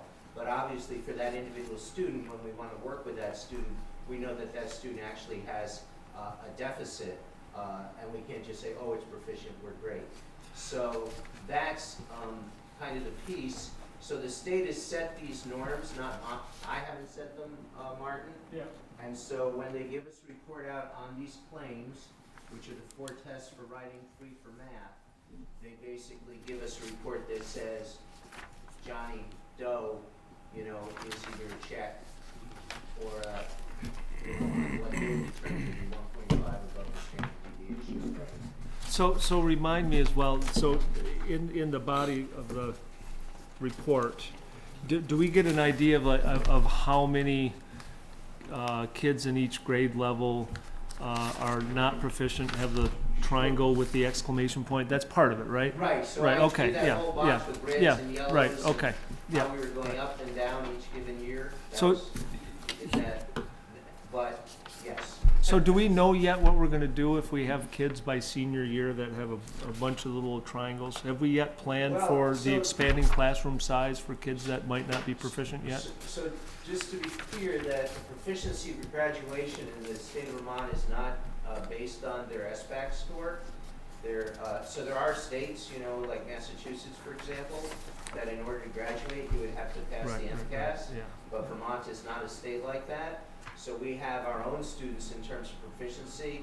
To move away from the SBAC, the piece in terms of, and Alice can speak to that, well, actually she can't because she's only a senior. Yeah, not she's a freshman or yeah. a sophomore. Right.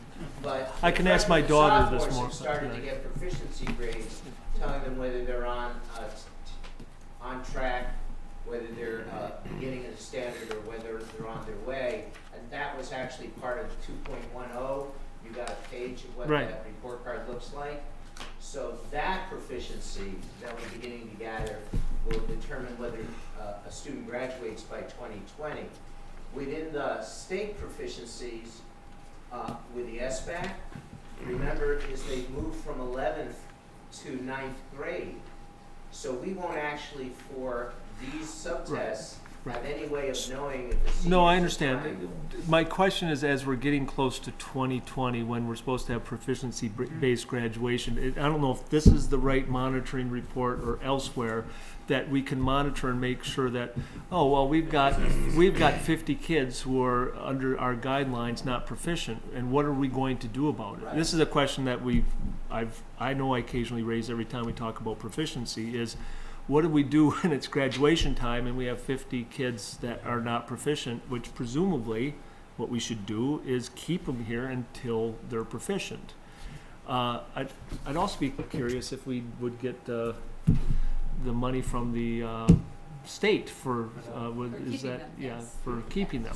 I mean, it would be remiss for us to I mean, that would essentially allude to the fact that we'd be surprised by the time they get to be seniors, and likely on our Right. personalized learning plans and all of the measurements and the gates that are currently in play, we should not be, I mean, now again, it may be that if somebody comes to us in a you know, from another location or another part, that could be.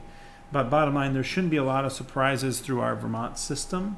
But there may not be surprises, but are we tracking that now? Well, Is there an that's- anticipation That's exactly right. that And- it's not a surprise, but And we It are could trying still to happen, kids. even if it's not a surprise, right? Yeah. But speak to the Yeah, so tracking. The piece is this is what we're working on now in terms of the high school. So as we look at freshmen and sophomores who are not on track, right. and those students, you know, we have to basically figure out where to place them in order to get the proficiency they may have missed. In other words, so we know that in English 9 you have these proficiencies, well, you have another shot at it in English 10. If you didn't get it in English 10, it might be that you need to take this elective in 11th grade because it has the proficiencies you're missing, you know, so that you have a variety of opportunities. Yeah. And there are, you know, a number of discussions about how often you have to prove your proficiency. That's what those performance tasks that we've begun to develop are. You know, if you do it once, are you proficient, or do you have to do it X number of times? Those are the discussions that are going on in the high school right now, because basically proficiency is about, and you have to be proficient in everything, you know, 100% proficient in everything, or is there a range, again, that makes you inadequate to graduate? It's still better than the D- average, which you could graduate with now across the board. On the Carnegie unit, But, kind yeah, of, in the Carnegie unit system, but at the same time, you're not gonna have every science proficiency because you have other interests as well. What is the threshold, the floor Yeah. in science if you really wanna make sure that you still have time to do art, to do music, to do the things, or to be way above proficiency in science because you plan to go to MIT. So those are the pieces of flexible pathways, personal learning plan, transferable system skills. that really makes sure that we graduate type quality students that meet our ends, that meet the state's requirements around proficiency, and you know, serve the students and the community of South Burlington. It's a complicated piece. When are we going to know if it works? 2025. Oh, actually, next year, I'm sure Mike will figure it all out. Thank you, Stuart. So, all right, I'm sorry. So this was a continuation. Right, And and we're this is, not- this is a bit of a tangent too, actually, but while I have you, Stuart. There have been a lot of questions raised in the community about PBGRs and proficiency-based report cards, as well as how proficiencies are going to be reported to colleges and on transcripts and things. Do we know yet exactly what that's going to look like? Is there going to be a side-by-side system with A's, B's, and C's, or At the moment, that's the system that We that have. we have. I can't speak to 5 years from now, yeah, but the system we have now still does a grade point average. yeah, We made that we decision to report stay on that way. transcripts, okay. And students get an A in English as well as what are the Proficiency. What are the proficiencies of proficiencies? the particular standards within English. And then what's reported to colleges, say, when they're So- applying to college? So at the transcript level, we depending on the college and what you want the college to have, minimally you would have the grades. Mm-hmm. And if, more colleges are actually looking for that additional information as well, because a B with, showing that you have certain transferable skills might be better than a B. That's how I applied to colleges actually. It's like both my traditional, I guess, grading system and the proficiencies from Big Picture. And they- You just don't What have was to the- graduate on that basis? But Sorry? you just don't have to graduate on that basis, but you're getting grades Yeah, on that? I Oh, okay. wanted that just because I was getting good grades and I wanted to. Of course you were. But you're a big picture, right? But I'm a Big Picture, slightly So separate. big picture, they've been doing proficiencies for a Right, while. right. And Yeah, so that's not part of the. Yeah. But actually, for us as a district, that is an advantage Mhm. because we had an experience of what proficiencies can look like and successfully do for our students. So What did the college do for you, Alex? Did they take them both? They did take them both, yeah. And any feedback that you received? Did anyone? No? Not really, not at all. There was like a key involved, explaining like what the proficiencies meant, how to read them. Nice, yeah. Yeah. Great. So I think this one, unless anyone has any further questions for Stuart on the specific 1.2 subsection of the global end statement, I think tonight we were supposed to go ahead and take action on our policy monitoring. Mm-hmm. So are we all prepared to do that? Or does anyone have any other questions? I think the big piece was that we were just going to say that the interpretation was okay and that the Compliance plan. compliance plan was okay. None of the other part, which was we're Not gonna connected. continue to work on. So that's really, And is that all we would need? end the policy for now. Okay. Those two pieces. So we don't need We to don't be need to go taking through this. action on Okay. that specific. Okay. Okay, All right. thank you. So we don't actually have to take action on We that. don't We actually just have to take action. All right, thank you. But you won't see this on next agenda, even though it says. We'll show you something else instead. Okay. Excellent. Excellent. So then I guess we're on to agenda item number 11, set the agendas for the May 16th and May 17th meetings.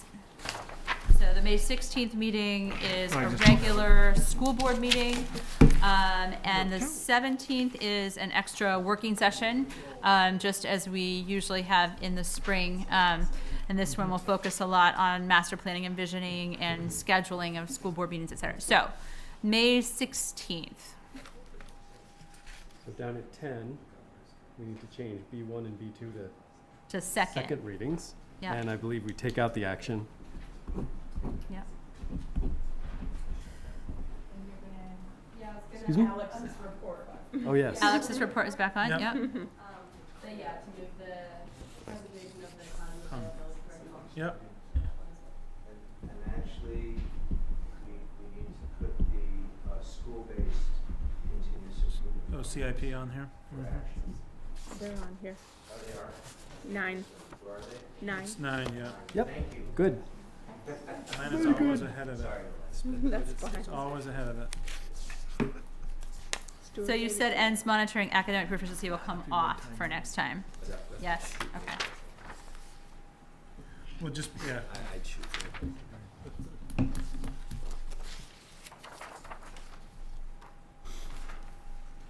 Okay. probably ought to revisit at this meeting on the 16th. Oh, I guess we have it on the 17th, but yeah, so if we have it on one of them, I just want to make sure we're revisiting other paper articles because we're getting close to a deadline at that point. I think that's. It's you, Martin, but we don't have to go through it necessarily tonight, but we just probably should put another batch on, because I think wanna it's put you, it- and then I have one, and then I think we don't have any others after that. So either on the 16th or 17th. I think the 17th is fine. It does feel a little bit more like a regular school board meeting I would say so. thing. I So think why it don't might we be move better to that? move it, yeah. Okay, let's I move that think so. to, Just do other paper on Other the paper 16th, articles, which, yep. yeah. For the 16th? yep. Okey-doke.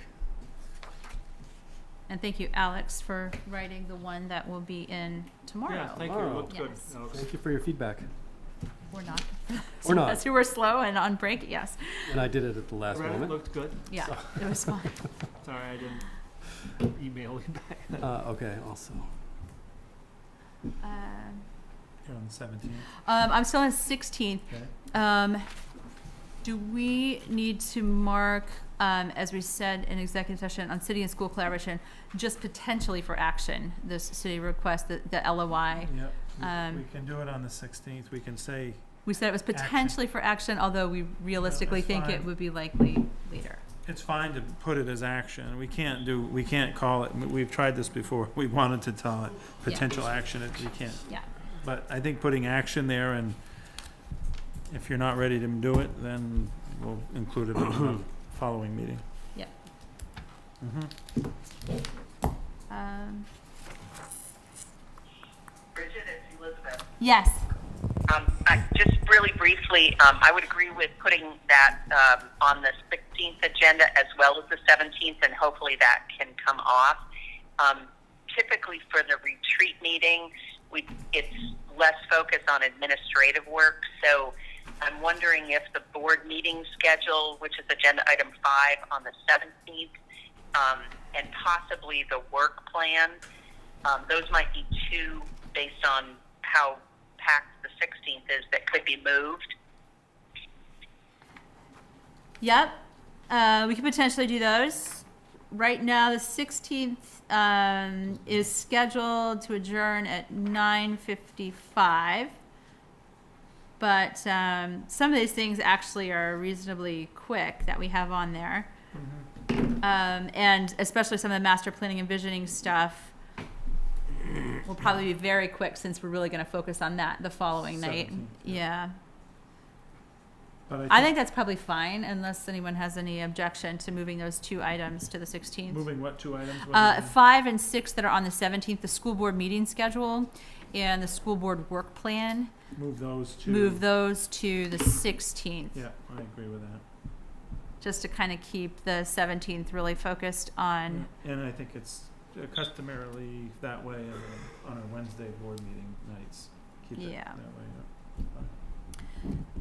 Are there any future agenda items that we wanted to move up to the 16th? Or the 17th? I think assessment of how we are doing kind of falls under the board self-assessment and lesson learned conversation. So we can probably just take that off of the future agenda items on the 16th.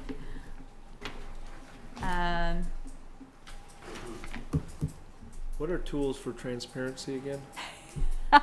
You're going to ask me this every time until I just give up and take it off, aren't you? Oh, was this yours? Oh, okay. It was well, all right. Elizabeth and me, but yes, it was primarily me.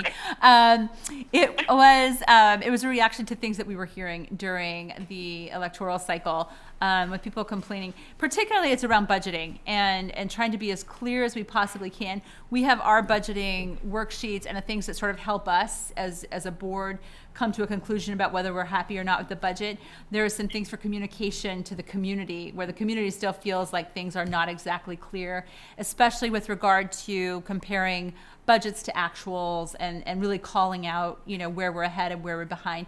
And so basically what I'm envisioning tools for transparency being is literally just an extra spreadsheet or two, or maybe an extra bit. And this is something I've talked about, and we haven't really gotten our hands around it. I've been talking about this since I started on the board, really, of updating the budget book to look a little bit different. We have a tendency not to talk about it early on in the year, and then we get to budget time, and that has to happen so quickly after we approve the budget. There's not really a lot of time to revise the way the budget book looks. So it could be something to move up into our summer discussions or before we really get into the budgeting cycle. But it's really just an update to how we're presenting to the community budgeting, as well as any other, potentially any other processes or anything that are going on that are clear to us, but that just the community might not quite understand because we're not reporting out in a way that's understandable to them. Okay. so I'm just, no, I agree with what you just said, but I'm trying to get my head around it of how we actually approach it in a board meeting, be it a special board meeting or not. Should we have it narrower initially for just tools for budget transparency, or do you have some specific ideas, or should we have a subcommittee? I mean, if this is what you're talking about is pretty important. Yeah. I don't deny that that's pretty important, but Yeah. well, I'm just trying to think of if it's been And we can start to move it if it's forward, been hanging yeah. here Yeah. for a while. Yeah. We should just get because I think it is very important, but we should figure out a path forward for it, Well, we're just along still with trying to all of figure our out what other the budget things. will be, and maybe we can develop a tool once we know what the budget process is going to be. I'm gonna Well, pick on them a little bit. but I think that was for, that's actually legislative for the budget we already questions. passed. Let alone next year's budget. That's true. Well, the truth is, though, a tool for transparency. For example, one way of doing it, one way to approach it would be to say, okay, let's mark up the budget book and then have a discussion about that. Or let's mark up the tools that we're using as we go through the process. The truth is, a lot of that could depend on what you guys decide in Montpelier in the next few weeks, because if the whole budget worksheet completely changes in terms of where revenue sources are coming from and how we're calculating the tax rate and all of that, we might be a little premature in actually doing that. So it might be, I think it's a good thing for the summer. I just don't think we're quite ready for it, frankly, at the retreat. Yes, I agree with that. And then maybe we can share these tools for transparency with the certain committees at the State House, so they know what we try to do out here. All right. Elizabeth, Bridget? did you have something to add? Yep. Yes, please. One of the recommendations, I don't know if this would be appropriate at the 16th meeting, but there's quite a bit of discussion at the legislative level about a statewide healthcare contract, as well as a change in a recommendation from Vermont NEA around a healthcare commission. And I wonder, I don't know where legislative activity will be by the 16th, but a lot of this is predicated on some of the perceptions and some of the realities of the third-party administrative support of the transition from healthcare plans that occurred January 1st of this year. So I'm wondering if, in terms of transparency, it might be an opportunity to at least provide an update either through the superintendent's report or just a brief agenda item that provides the public with some information on kind of the state of the state right now and maybe some expectations going forward. I think that makes a lot of sense. Yeah. Is the superintendent's report where you think we ought to add that, David? I think it's probably I'm happy to do that. I am sure you're gonna all have it may be just that we just put it as a agenda item. I'll Okay. provide some information. I think it's beyond just my report. I'm fine to put it wherever. I think we should just make it a separate item, and Okay. because I think it is a big topic. To Elizabeth's point, it's a big topic currently under conversation, and I think the public would like to probably to know where we are, irrespective of that proposal. I'm fine either way. My recommendation would just let's Let's just put it right make there. make a separate Yeah. agenda item on the 16th for, Yeah. oh wait, you're looking at the 17th. 17th. Yeah. On the 17th, okay. Does that make sense, Elizabeth? Either place, I think, is fine. Yeah, the only thought I had about that, if we're meeting to report out to the public The 16th is more our regular board meeting. So move it. I would probably put it on the 16th, if we're really meaning to report to the public, because the 17th Exactly right. tends to be a little lightly attended, if at Yeah. all. Yep. Yep. Good point. So add healthcare.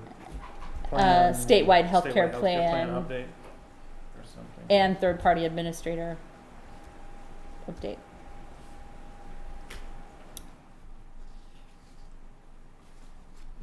Okay.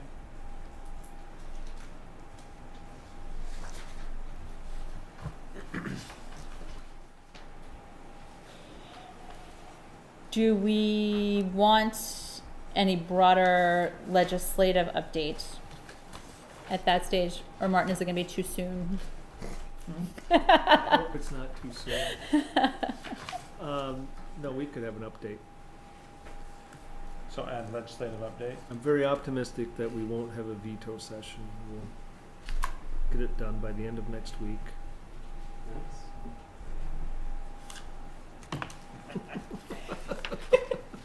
Okay,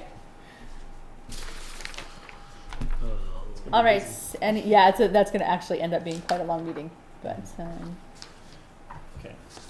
I might not have much to report. okay. Anything else on the 16th or 17th agenda? Okay, if not, then let's move along.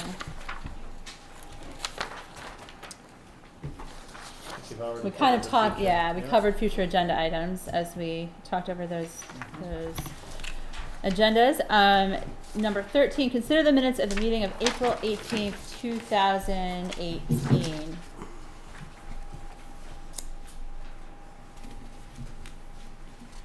I had a small update in a couple of places. So on page 3, under the letter of intent from the City of South Burlington regarding land exchange, in paragraph 2, about 4 lines up, I guess it really starts 6 lines up. It says, subsequent to that, the Design Review Board, DRB, modified the regulations such that any party that developed the land that the city has an option on would provide easement. I think we need to add in there to ensure access to the school property.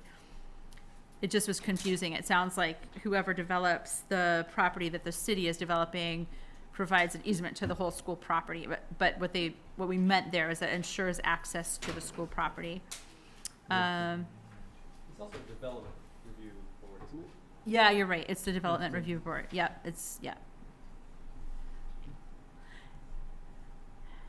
And,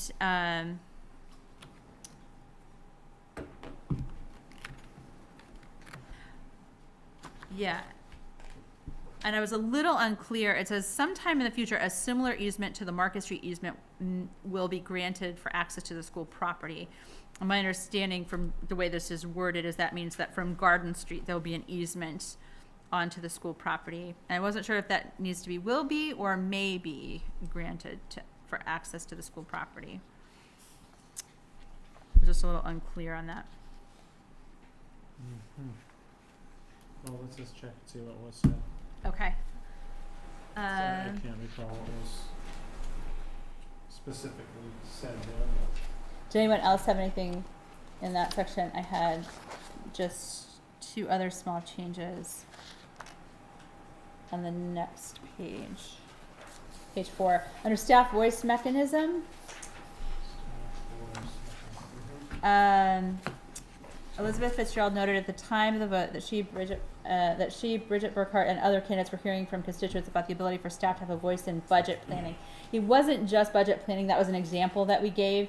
It was really about staff to have a voice regarding issues or processes that are before the board or that come before the board. So budget planning was one of them, but I think that got a little confused because we were talking about the Citizens Budget Advisory Group potentially being a model for what one potential way of doing this was. But I just wanted to make sure that it wasn't quite as narrow as just budget planning. So issues Or processes like budget planning would be appropriate. Yeah, yeah. And since we're changing this paragraph anyway, just a little bit, emails, this next line, emails and phone calls, I think. So current mechanisms allow for feedback to the board through building administrators, staff meetings, board meetings, emails, and phone calls, and through the superintendent and public comment at board meetings. And then the very last line of this paragraph, he noted that there are many mechanisms out there, and all mechanisms may need to be reinforced. I think out there, to be more specific, I think it was already available within the district. That was a smaller change, not quite as important as the other ones. Did you get that one? I did not get that Okay. one. Okay.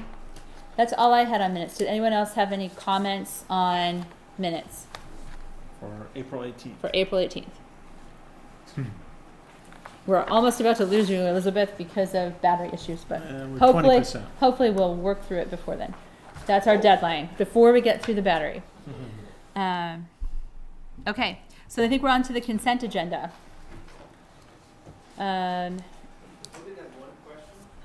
Yep. On the roofing, I'm just curious on the school that we're in right now, Rick Marcotte Central School. What is section H? Where's section H? I don't know. Is that over where the third grades are? It's where there's been a concern. I don't know. I believe that's the area that is H. Back this way somewhere. Like towards the entrance? Toward the entrance. Yeah, it's just, when I was visiting school, I went in third grade and there was all sorts of buckets Buckets collecting water. everywhere, yes. And, well, yeah, you're probably, I was just curiosity Yeah. of whether that was what, thanks. Sounds like it is.